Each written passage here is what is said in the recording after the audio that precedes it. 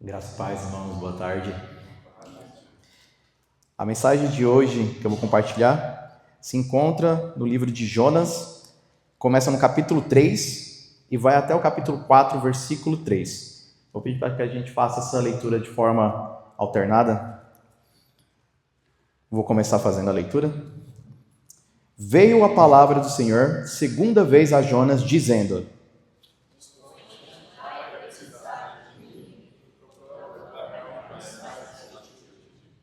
Levantou-se, pois, Jonas e foi a Nínive, segundo a palavra do Senhor. Ora, Nínive era cidade muito importante diante de Deus, e de 3 dias para percorrê-la.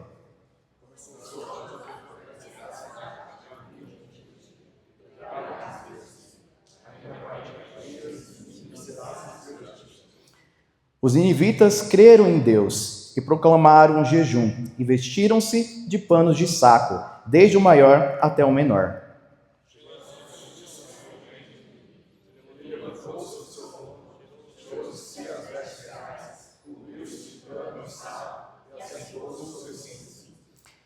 E fez-se proclamar e divulgar em Nínive, por mandado do rei e seus grandes, nem homens, nem animais, nem bois, nem ovelhas, provém coisa alguma, nem os levem ao pasto, nem bebam água.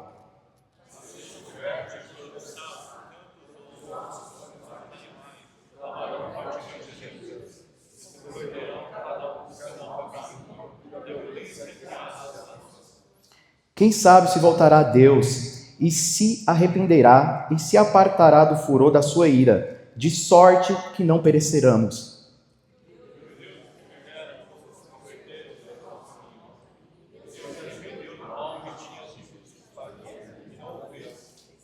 Com isso, desgostou-se Jonas, extremamente ficou irado.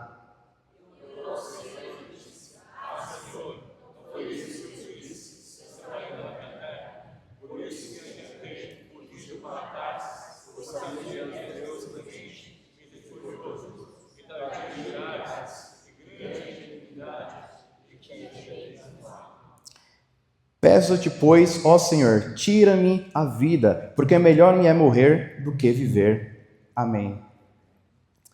O título da palavra de hoje que eu vou compartilhar com os irmãos é A Salvação por Meio da Graça Divina. Irmãos, conhecemos já o livro de Jonas, todo mundo já ouviu falar sobre ele, né? Aquele que foi engolido por um grande peixe. Mas muitos teólogos no século XVIII e no século XIX, os teólogos liberais, eles falavam sobre Jonas como um livro de fábulas, como um conto, como uma parábola, algo que era para ensinar alguma lição para as pessoas daquela época, e não algo que realmente aconteceu, algo histórico. Mas a Bíblia, aqui a gente tem um registro na Bíblia, um registro histórico, que nos mostra que Jonas, sim, ele existiu e ele faz parte da história. Em 2 Reis 14, 25, a gente vê ali que Jonas é citado.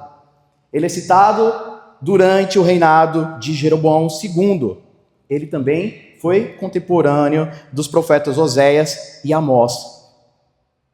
Então a gente vê que a história de Jonas é algo histórico, é algo real. Não é um conto, não é um conto de fadas, como muitos querem falar.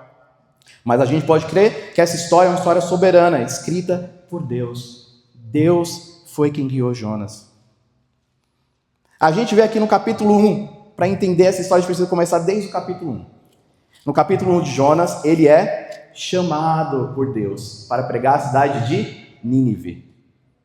Mas Jonas, aqui quando recebe essa ordem, diferente da maioria dos profetas que são chamados para pregar a palavra de Deus, ele faz algo oposto a eles. Quando ele escuta essa ordem, ele faz o quê? Ele busca fugir da presença de Deus, porque ele não queria cumprir com isso. A gente pode pensar que ele fez isso porque ele tinha medo, né? Alguns falam, não, ele estava com medo de ir naquela cidade. Realmente, Nínive era uma cidade que ela era a capital da Síria.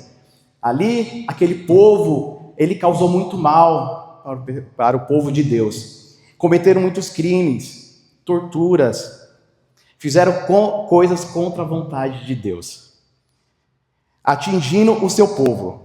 Então, Jonas vendo isso, ele tinha o quê? Ele tinha um rancor desse povo. Ele tinha raiva desse povo. E ouvindo que eles iam receber a palavra de Deus, ele quis fazer o quê? Ele quis fugir da presença do Senhor. E assim ele desceu para o porto de Jope e foi em busca de um barco para ir para uma outra cidade que fica ao extremo. Ficava ali ao extremo oeste, enquanto Nínive ficava no leste. Ficava na outra ponta, longe de tudo, porque ele queria fugir o mais longe possível desse chamado do Senhor. E assim ele entra no barco, ele paga, e quando ele entra no barco, o Senhor manda o quê? Ele fica irado com isso, por ele estar obedecendo. E ali a gente vê acontecendo, ele faz que o mar fica agitado. Ali os tripulantes ali daquela embarcação, eles estavam temerosos, porque o barco estava se movimentando muito forte. Eles estavam com medo, não sabiam por que aquilo estava acontecendo. E eles começaram a o quê? Consultar os seus deuses. Começaram a orar para eles, para saber o que estava acontecendo. Enquanto isso, Jonas estava dormindo. Eles lançam sorte e descobrem que o motivo e a causa disso é Jonas. Eles chamam Jonas, conversam com ele, e aí ele conta que ele estava fugindo dos chamados de Deus. E eles ficam temerosos. Como você pode fazer isso?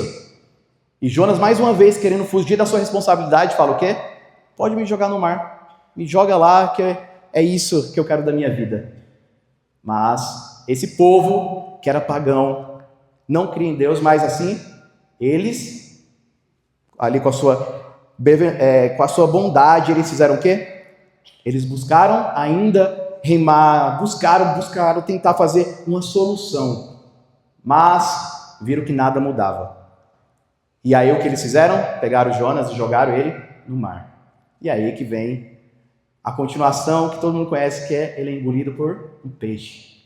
E ele fica 3 dias e 3 noites lá dentro.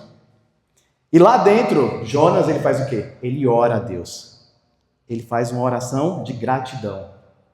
Mas em nenhum momento durante essa oração, ele faz alguma fala de arrependimento, diante dele estar fugindo do seu chamado. Ele continua ainda com seu coração duro. Mas não só isso. Deus, por meio da sua palavra, fala para aquele peixe, ele cuspe Jonas. E depois de 3 dias, ele é lançado ali à beira da praia. E assim a gente chega no nosso capítulo 3, que dá início à nossa palavra de hoje. A gente vê aqui, veio a palavra do Senhor pela 2ª vez a Jonas, dizendo: disponha-te e vai à grande cidade de Nínive e proclama contra ela a mensagem que eu te digo. E fala: levantou-se, pois, Jonas e foi a Nínive, segundo a palavra do Senhor. Ora, Nínive era uma cidade muito importante diante de Deus e de 3 dias para percorrê-la. Começou Jonas a percorrer a cidade, caminho de um dia, e pregava e dizia: ainda 40 dias, Nínive será subvertida. Irmãos, o primeiro ponto que eu gostaria de compartilhar com os irmãos é: a palavra confronta o pecador. Jonas, quando chegou naquela cidade, como eu falei, aquela cidade era uma cidade conhecida por atacar outras regiões, por matar as pessoas, por torturar elas. Mas Jonas, chegando ali, ele faz o quê? Ele começa a pregar, falando para eles se arrependerem dos seus pecados. Arrependam-se, ele fala isso. Essa é uma palavra que hoje em dia é muito difícil a gente fazer, principalmente no mundo que a gente se encontra. Difícil a gente falar como cristão querendo combater o pecado, porque a gente acha forte, né? A gente fala: nossa, eu vou ofender a pessoa, isso não é a forma de chegar para falar com aquela pessoa. Pecado não, vamos falar do amor de Deus, vamos falar da graça, mas a gente precisa confrontar o pecado. Hoje em dia a gente tem medo do quê? Do cancelamento, né? Principalmente vários artistas aí têm esse medo de ser cancelado, principalmente quem é cristão. Esses dias eu estava vendo uma notícia sobre um ator, né? Aí ele faz algumas novelas, mas ele é cristão também. E ele começou a pregar sobre a palavra de Deus nas suas redes sociais. Ele começou a falar sobre o que estava sendo errado, sobre pecados. E o que aconteceu? Claro, foi cancelado, perdeu patrocínio, deixou de ser convidado para fazer peças, novelas e tudo mais. Essa é a consequência. Mas ele falou algo, que ele não ia parar de fazer isso.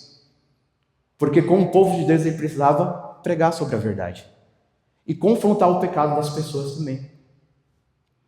Jonas aqui, ele fala para as pessoas sobre seu pecado sem medo. Ele poderia ter medo de Nínive, sabendo da capacidade dela, sabendo da capacidade daquele povo, da maldade dele, o que eles poderiam fazer com ele.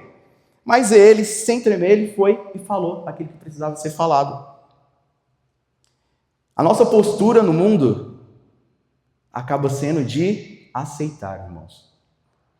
A gente costuma aceitar o pecado.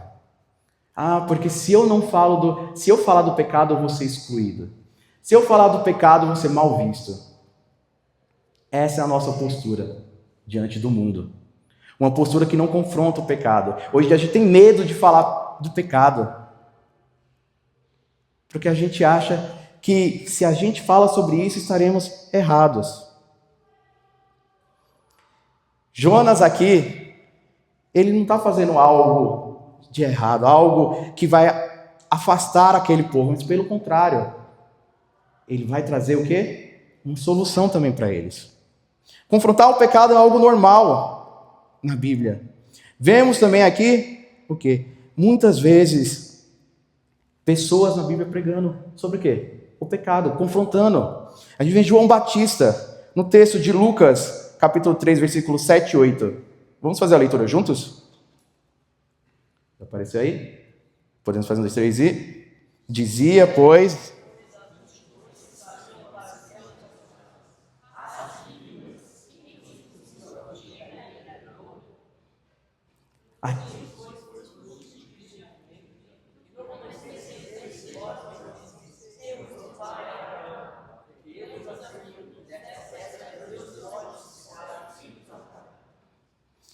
Então, a gente vê aqui no texto, irmãos, aqui a gente vê no texto João Batista, ele confrontando um povo que vivia em pecado. Ele fala diretamente, raça de víboras. Em Mateus 4,17 também, daí por diante passou Jesus, fala assim a palavra, daí por diante passou Jesus a pregar e a dizer, arrependei-vos porque está próximo o reino de Deus. Ele também pregava sobre arrependimento. Ele pregava sobre o erro que aquele povo estava cometendo diante de Deus, diante do nosso Deus soberano que nos deu a palavra para seguir segundo a sua vontade. Quando a gente fala que subverteu, aqui no versículo 4, fala assim, Nínive será subvertida. Essa palavra subvertida em hebraico, ela pode significar duas coisas, irmãos. Essa palavra pode servir também como um castigo imediato, uma destruição imediata ou uma restauração imediata. Ele tem esses dois significados aqui, a gente encontra essa palavra. E Nínive aqui, ela já sabia o significado dessa palavra, pois em Gênesis também, quando fala em Sodoma e Gomorra, usa a mesma palavra. Em Gênesis capítulo 19, versículo 24 e 25, diz assim, então fez o Senhor chover enxofre e fogo da parte do Senhor sobre Sodoma e Gomorra, e submeteu aquelas cidades e toda a campina e todos os moradores das cidades e o que nascia na terra. Em Sodoma e Gomorra também a gente vê a mesma palavra, irmãos, de destruição. O povo de Nínive já sabia o que aconteceu com aquele outro povo de Sodoma e Gomorra. Ele sabia a consequência do pecado. E assim, irmãos, eles têm uma atitude diferente do que a gente pode imaginar de um povo que não é o povo que conhecia a palavra de Deus. Eles são o quê? No versículo 5 a gente vê que eles se arrependeram. Eles entenderam o pecado que eles estavam vivendo. Por isso que é importante a gente falar, irmãos, não só fora, mas dentro da igreja também. Muitas vezes a gente vê irmãos dentro da igreja, gente que a gente anda, que a gente conversa, que a gente tem convívio, andando num caminho errado, fazendo coisas que desagradam a Deus, no seu trabalho, na sua vida pessoal, no seu dia a dia. E a gente não quer confrontar, a gente olha e fala, não, tudo bem, continua assim, irmão. O importante é você vir para a igreja, vem, continua pecando, ninguém quer falar nada, todo mundo quer ficar calado, todo mundo quer ser passivo. E assim o seu irmão, aquele irmão em Cristo Jesus, continua se afundando no erro. A gente precisa confrontar esses irmãos também. exortar eles, mostrando que eles não estão andando no caminho de Deus, que eles precisam buscar o caminho da salvação, com fidelidade, não só da boca para fora, mas com atitude, com a transformação na sua vida. Precisamos ter essa transformação na nossa vida também, porque também somos pecadores. Também devemos ser confrontados diante dos nossos pecados, não só os outros. A gente fala dessa palavra exortar, né? Exortar, a gente, eu quero exortar meu irmão, ele está errado, né? Vou apontar o dedo para ele, mostrar que ele não presta, falar que ele está pecando. Mas muitas pessoas confundem a palavra exortar com fazer barraco. Eu já passei por algumas situações assim, também, onde no qual conheci pessoas, né, que falavam que estavam exortando, que usavam dessa palavra para apontar o dedo. Mas muitas vezes a pessoa só fazia o quê? Barraco. Não entendia o que é exortar. Porque exortar você fala com amor. Você fala com sabedoria. Você fala com base na palavra. Não no que você acha certo. Não do jeito que você quer falar, mas do jeito que Deus quer que você fale para o seu irmão. Isso é exortar. É falar com amor, é falar com sabedoria. Precisamos entender aqui, 2 Timóteo 4:2, ele fala: prega a palavra, insta, quer seja oportuno, quer não, corrige, repreende, exorta com toda longanimidade e doutrina.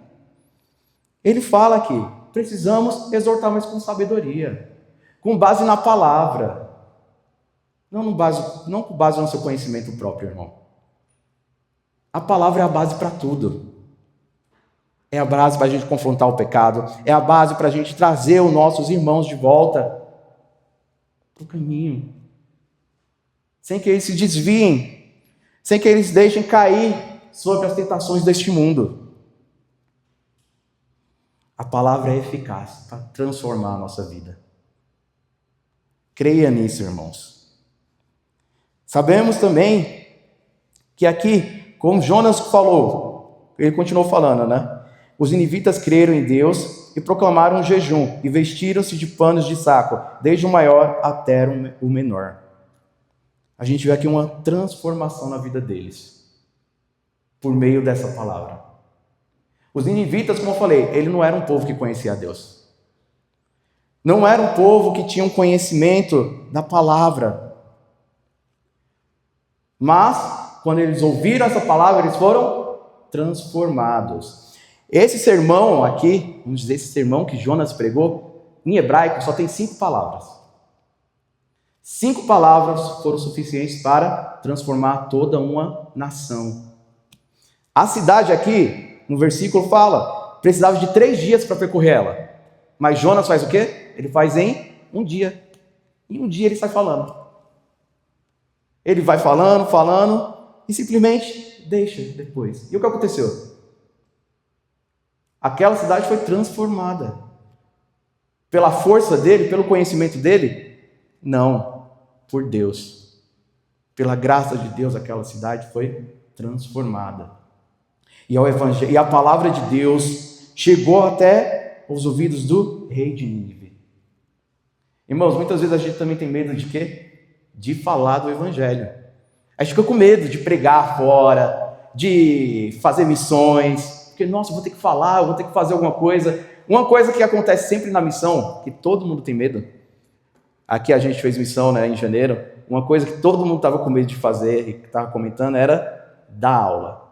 Quando o pastor chegou e falou, pessoal, vocês vão precisar dar aula na frente de todo mundo, eu vi gente falando, nossa, meu Deus, eu acho que eu não vou mais, eu acho que eu quero ficar aqui, não dá, eu não sou bom em falar, eu não sou bom em falar da palavra, eu tenho medo, eu gaguejo. Irmãos, mas a gente vê aqui que é por sua força? Não, é Deus. Eu também, por muitas vezes, demorei. Quando no início eu também escutava que eu precisava falar na frente de todo mundo para fazer as lições, para a missão, eu morria de medo. Eu tremia, eu queria fugir da responsabilidade. Mas aí eu lembro, e também por essa palavra de hoje eu lembro, não sou eu que estou fazendo nada, é Deus que está operando. Você não precisa ter medo de pregar sobre o Evangelho, irmãos. Você não precisa ter medo de falar sobre Deus para as pessoas, ter vergonha. Durante essa sua semana, quantas vezes você falou de Deus para alguém? Quantas vezes você, na hora de fazer um negócio, foi falar sobre Deus? No seu estudo, você foi falar sobre Deus? De alguma forma, você, não, falar de Deus vai parecer que eu sou chato, né? Que não combina com o que eu estou fazendo aqui. Irmãos, o ser cristão é em todos os cantos, não só aqui dentro da igreja. Aqui dentro da igreja é fácil todo mundo falar que é cristão. É fácil todo mundo chegar aqui, querer falar amém, glória a Deus, mas lá fora, aí que você mostra quem você é de verdade. Aí que você mostra realmente se você tem essa coragem de, como povo de Deus, pregar do Evangelho. Aqui, essa transformação, como eu falei, chegou até os ouvidos do rei de Nínive. E ele levantou-se do seu trono e tirou as vestes reais. Ele cobriu-se de pano, de saco, e assentou-se sobre cinza. Imagina, o rei, lá no seu trono, todo poderoso, ele escuta daquela palavra de Deus, e ele é o quê? Transformado. Ele também recebe essa palavra. Ele desce, como fala a palavra, do seu trono. E uma coisa que é muito difícil às vezes é a gente descer do trono que a gente se coloca. Você às vezes acaba se colocando no trono, irmão, de sabedoria, que você é melhor que os outros, que você entende das coisas e os outros não. No trono de soberba, onde você acaba menosprezando as outras pessoas. Você escuta sobre a palavra, escuta sobre o pecado e não há transformação na sua vida. Porque eu não peco. Eu faço coisa errada? Não. Quem faz é ele.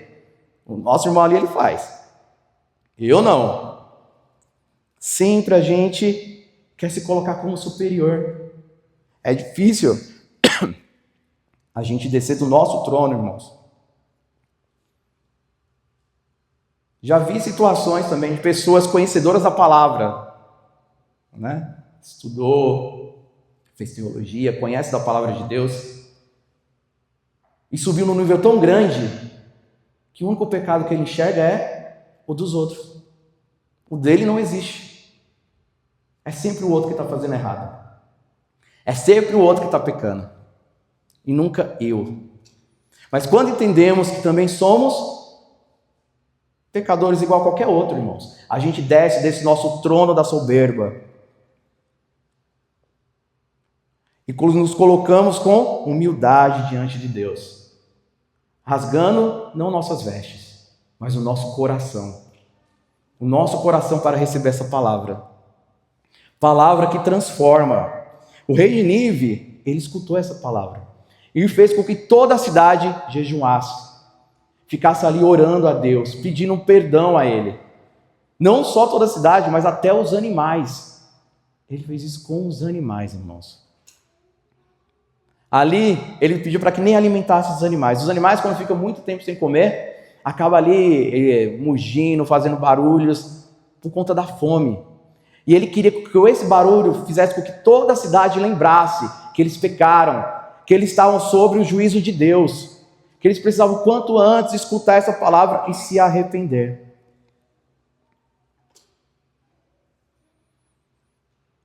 Irmãos, a nossa vida precisa ser igual a deles. Precisamos escutar esse grito no nosso ouvido, lembrando todos os dias que somos pecadores e necessitamos e carecemos da graça de Deus todos os dias.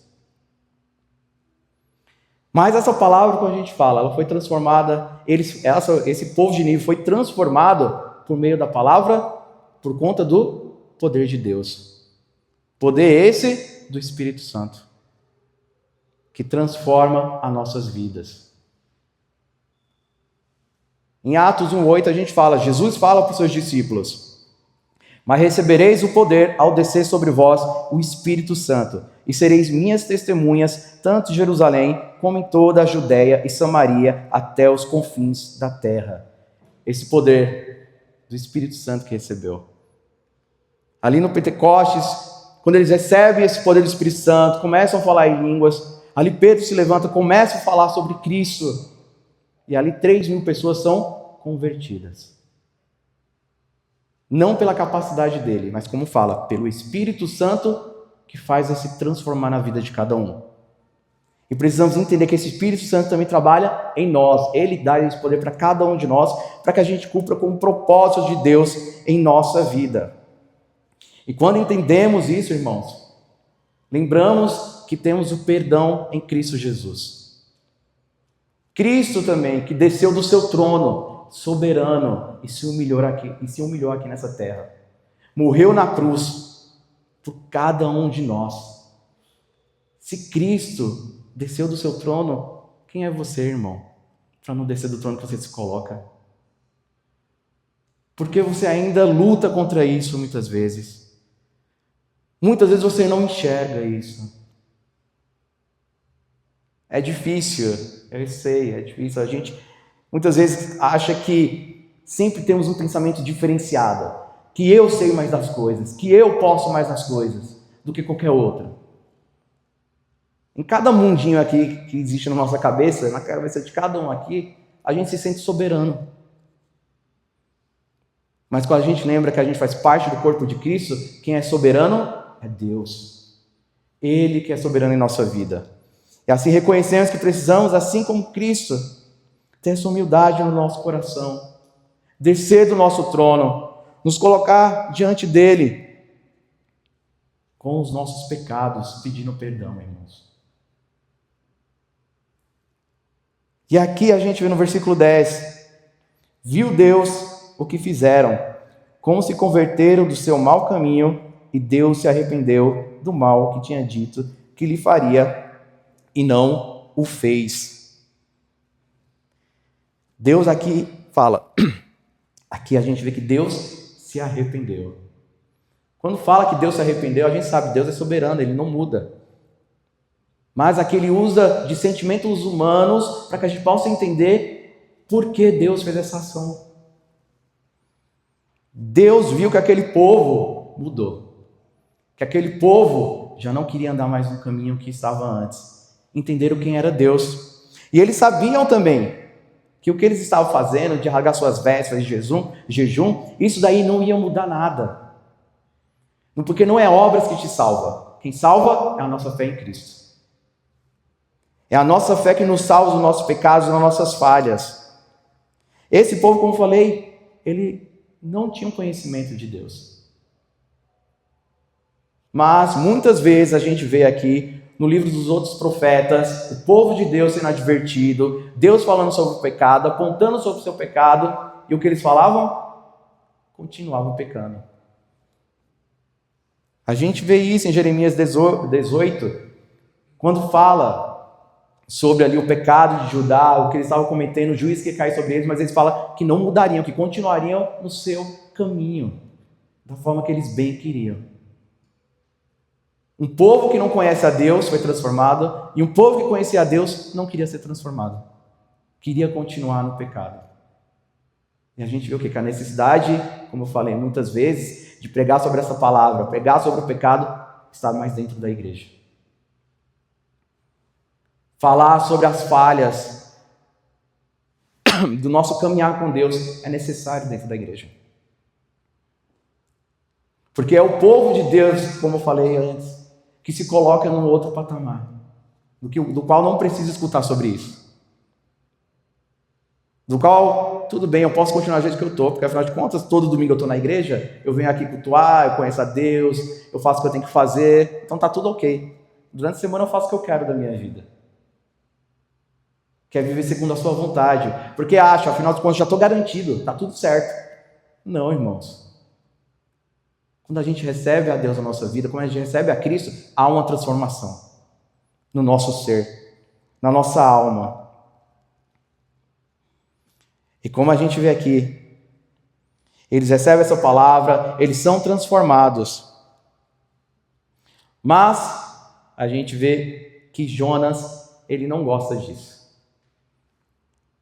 No versículo, aqui no capítulo 4, no versículo 1, ele fala: com isso, desgostou-se Jonas extremamente e ficou irado. Jonas ficou irado. Por quê, irmãos? Aquele povo de Nínive era um povo que ele odiava. Ele não gostava daquele povo. Ele queria, na verdade, o castigo, ele queria o juízo de Deus sobre eles. Porque aqui ele fala que ele conhece, ele sabia. E orou ao Senhor e disse: Ah, Senhor, não foi isso o que eu disse, estando ainda na minha terra? Por isso me adiantei fugindo para Tarsis, pois sabia que és Deus clemente e misericordioso, e tardio em irar-se, e grande em benignidade, e que te arrependes do mal. Ele sabia quem era Deus. Ele sabia da teologia. Ele sabia como Deus agia. Então ele sabia, se ele pregasse aquela palavra de arrependimento, o povo aceitasse, Deus já não castigaria mais eles. E ele não. Nínive, aquele povo que matou tanta gente que eu conheço, que fez mal para o meu povo, que causou tantas coisas ruins, como eles podem receber a palavra de Deus? Como eles podem receber o arrependimento? Como eles podem estar salvos? Isso ele não queria de forma alguma. A ponto dele falar: eu prefiro que você tire minha vida do que eu ver eles transformados. Porque eles não. E muitas vezes também a gente faz isso na igreja, irmãos. A gente gosta de escutar sobre a palavra da salvação, né? Deus, Jesus nos salvou, temos uma nova vida, temos a vida eterna. É tão bom escutar isso, que a gente fica alegre, traz uma esperança, traz paz na nossa alma. Desde que essa palavra não seja para alguém que eu não gosto. De alguém que um dia me fez algum mal, que me humilhou, alguém que me deu um golpe, alguém que roubou dinheiro de mim, que falou mal da minha família, que causou tanto mal na minha vida. Aquela pessoa não. Aquela pessoa eu quero ver a destruição dela.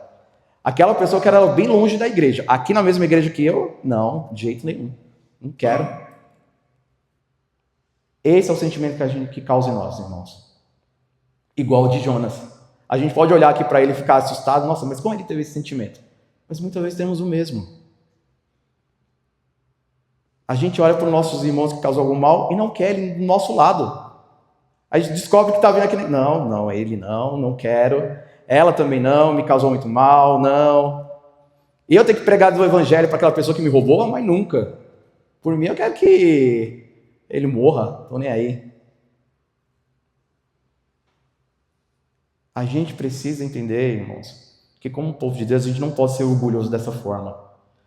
Nos colocar como únicos justos diante de Deus.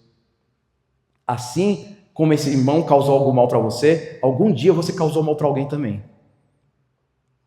Na nossa vida a gente sempre acha que a gente é o mocinho da história, né?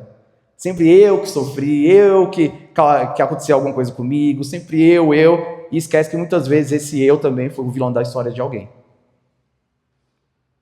Você também alguma vez já causou mal para alguém.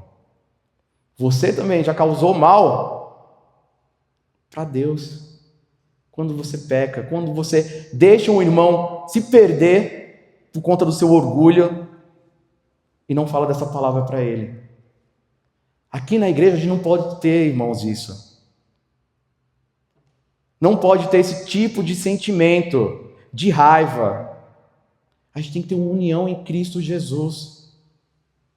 Não é você que define quem deve ser salvo ou não. Quem precisa escutar a palavra ou não. Quem define isso é Deus. Você, como povo de Deus, só tem que fazer o seu trabalho. Pregar sobre esse evangelho. Pregar sobre essa salvação. Que é Deus que vai definir quem deve ser salvo ou não. É pela sua graça que Ele salva cada uma das pessoas. É pela sua misericórdia. Não pela sua vontade. Agora eu gosto daquela pessoa, tudo bem, ela aqui comigo. Não gosto mais, pode ir embora da igreja. Aquela pessoa me causou algum mal, eu não vou cultuar no mesmo culto que ela, só vem outro, não quero mais saber. Se o pastor deixar ela aqui, eu vou ficar bravo, quero que vá embora. Irmãos, a gente precisa ter um sentimento de amor. Precisamos amar ao nosso próximo. Amar os nossos inimigos. É muito fácil amar quem você quer. É muito fácil você falar da palavra para quem você gosta. É muito fácil você conviver com quem você quer todos os dias. Às vezes a gente vai sair com as pessoas e alguém discorda da gente, aí já fica meio assim, né? Nossa, tá uma ideia totalmente oposta da minha, tá discordando do que eu tô falando, ele não tem o mesmo gosto que o meu, ele não gosta das mesmas coisas que eu, ele tem uma atitude que vai diferente da minha, aí já começa a querer deixar de lado. Já não quero andar com aquele pessoal, já não quero mais fazer parte desse grupo. Por quê? Temos esse sentimento de que sempre a gente é melhor, sempre a gente é mais justo. A justiça é relativa, irmãos. A justiça do homem é relativa. A única justiça que a gente deve seguir é a de Deus. A justiça que você procura, a sua própria justiça, sempre vai atender, levar ao seu lado, as suas ideias, ao que te agrada, ao que te faz bem. Mas a justiça de Deus, ele faz o quê? Ele busca abraçar a todos. Quem você ama e quem você odeia. Porque ele é Deus de todos, não só seu Deus. E estamos aqui principalmente como corpo de Cristo, para adorar a Deus, para glorificar o seu nome como os irmãos em Cristo. A gente sabe que essa salvação vem por meio de Deus. A nossa vida aqui hoje, estamos aqui para adorar a Deus, glorificar Ele, porque fomos criados com esse propósito da adoração. Vir aqui à casa de Deus, irmãos, não deve ser uma obrigação, mas deve ser um prazer. De estar aqui unidos com os irmãos, adorando a Deus, glorificando, tendo um momento de comunhão com os irmãos, com todos, sem excluir. Mas sabendo o quê? Que devemos estar juntos como corpo de Cristo. Buscando servir a sua obra, buscando servir a sua casa, buscando propagar deste evangelho. Porque é por meio desse evangelho que as pessoas são transformadas. Por meio de uma pregação que as pessoas são transformadas, por meio da palavra de Deus que você fala aqui na igreja, fora da igreja, quando você prega, quando você fala sobre a obra de Cristo na sua vida, você transforma vidas. Igual foi transformada essa nação de Nínive. Nínive, uma cidade que está ali perdida aos olhos dos homens, que causou mal a tanta gente, merecia a destruição, mas Deus fez o quê? Deu a restauração. O poder da palavra, irmãos, se encontra em Deus, no seu Espírito Santo. Não é no seu conhecimento, não é em diploma, não é em doutorado, não é em mestrado. Mas é num coração humilde, que se coloca diante de Deus, que coloca os seus pecados diante de Deus, sabendo que a restauração vem por meio deles, irmãos. Finalizando a palavra aqui hoje, irmãos, eu quero que cada um de vocês lembre que vocês precisam pregar, falar da palavra de Deus para os seus conhecidos. Confrontar o pecado sem medo. Lembrar de falar sobre o castigo do pecado. O quanto ele nos destrói, o quanto ele nos cega da nossa vida com Deus. Mas não só apontar o pecado, mas também apontar a solução, que é Cristo Jesus. Cristo em nossas vidas. Ele é a solução para tudo, irmãos. Ele é o que te restaura, Ele é que te dá a vida. Ele é que te sustenta todos os dias. Devemos lembrar que esse Cristo, essa salvação é para todos, não só para quem você gosta. Lembrar de pregar essa palavra, de acolher as pessoas aqui na igreja, falando sobre esse evangelho, buscando essa transformação na vida de cada um, para que eles também tenham essa certeza que nós temos da vida eterna ao lado de Cristo, irmãos. Que possamos transmitir isso também, transmitir essa transformação, esse evangelho, essa certeza da salvação, lembrando que Cristo é quem nos dá o poder do Espírito Santo para transformar vidas, transformar essa igreja, transformar esse bairro, transformar essa nação. Não pelo nosso conhecimento, não pela nossa força, mas pela força de Deus em cada um de vocês. Porque Ele vai conceder essa força a cada um que busca, com fidelidade, com amor, com dedicação, por meio da sua palavra, por meio da comunhão na oração. Esse poder cai sobre nós, irmãos. e podemos fazer uma nova história em Cristo Jesus. Lembrando que é Ele que nos guia a todo instante. Oremos. Senhor Deus, Pai Todo-Poderoso, te damos graças por essa tarde, por estarmos aqui na Tua casa para adorar e glorificar ao Teu nome, Senhor. Senhor Pai, que possamos entender, Senhor Deus, o poder da Tua transformação, meu Pai. Muitas vezes a nossa vida está quebrantada, meu Pai. Muitas vezes estamos com medo, meu Pai, de falar do Teu Evangelho. Muitas vezes, Senhor Deus, nos deixamos nos conformar pelo pecado, Senhor Deus. Mas que, Senhor Deus, possa abrir os nossos olhos, que possa abrir, meu Pai, a nossa mente para entender o que é ser um verdadeiro servo de Cristo. Que possamos, Senhor Deus, por meio da Tua palavra, transformar vidas. Não pelo nosso conhecimento, não pela nossa força, mas pelo poder do Espírito Santo que habita em nós, Senhor Deus. Usa a nossa boca para propagar a Tua palavra a todo instante, meu Pai. Abençoa a nossa igreja, as finanças, Senhor Deus, para que essa igreja venha crescer, venha ser transformada, meu Pai. Que haja um avivamento nessa igreja por meio da Tua graça e da Tua misericórdia. Que muitas pessoas venham conhecer a Tua palavra, venham conhecer a Tua palavra de salvação e restauração, meu Pai. Te damos graças por esse dia, te damos graças por estar aqui novamente, adorando e glorificando ao Teu nome, meu Pai. É por tudo isso que eu oro e agradeço, em nome de Jesus. Amém.